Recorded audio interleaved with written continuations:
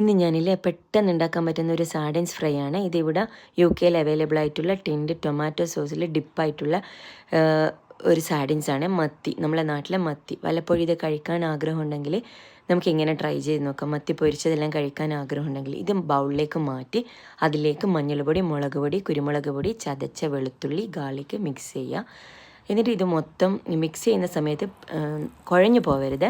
അങ്ങനെ പാനിലേക്ക് വെളിച്ചെണ്ണ ചൂടായതിന് ശേഷം ഓരോന്നോരോന്നായിട്ട് ഈ ഓയിലിലേക്ക് ഇട്ട് കൊടുക്കുക. അതിനുശേഷം ഇതിൻ്റെ ബാലൻസ് വരുന്ന സോസും അതിൻ്റെ മുകളിൽ ഇട്ട് കൊടുക്കുക ലാസ്റ്റ്.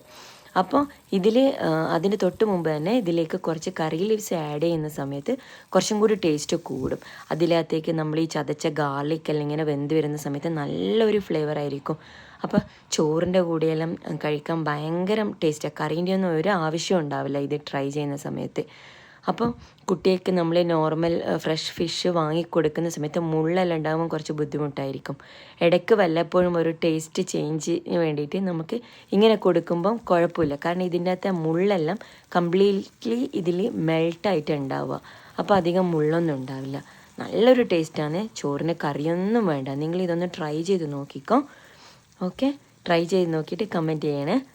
അപ്പോൾ പേജ് സപ്പോർട്ട് ചെയ്യണേ, പേജ് സബ്സ്ക്രൈബും ചെയ്യണേ, ഫോളോ ചെയ്യണേ. താങ്ക്